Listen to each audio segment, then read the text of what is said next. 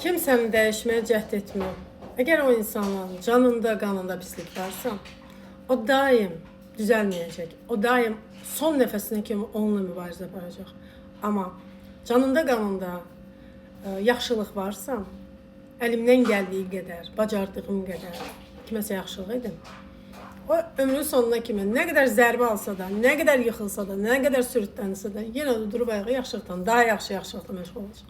Amma negativ enerjide olan, pis değilim, oğluyum, niye o məndən yaxşıdır, niye onu bacardı, niye bu yaxşı görsən, niye bunu bacarır, niye onu edir deyən insanın son nəfəsinə kimi hansı vəziyyətdə olursa olsun, yəni pisliklə məşğul olacaq. Siz onu dayandıra bilməzsiniz.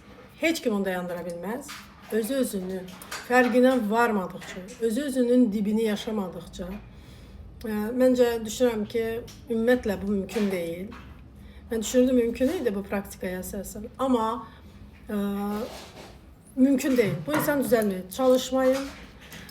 Onu neyse düzeltmək üçün o insan fərq görmürsə özündə, çox ciddi şəxsiyyət pozuntuları varsa, çox ciddi travmaları var, bunu özündən uzaqlaşdırırsa, elə deyil, belədir, əsasən də narsistik şəxsiyyət pozuntusu varsa, mümkün değil. O insan nə qədər, hansı vəziyyət, həyat şəraiti onu hansı vəziyyətə də salsa, bomboş vəziyyətinə də salsa belə, o insan düzələn deyil. Yəni, insanları dibdən düzəltməkdən məşğul olmayın. Artıq mən də məşğul deyiləm. Düşünürüm ki, bu mümkündür, amma mümkün deyilmiş.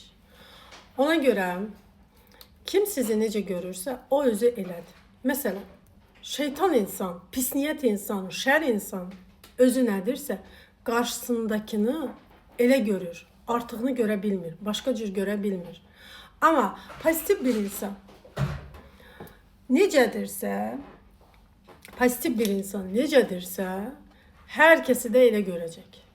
Yəni arxasını görə bilmir ki, bu nəysə pis niyyət ola bilər, pisliklə məşğul ola bilər. Arxasını görə bilmir. O son nəfəsinə kimi yıxılsa da, qalxsa da, yəni o dərs alana kimi, o döngüdən çıxmayana kimi, yəni başa düşsə ki, hər kəs sənin kimin deyil, o şər insan da başa düşsə ki, hər kəs onun kimin deyil, o döngünün daim yaşayacaq.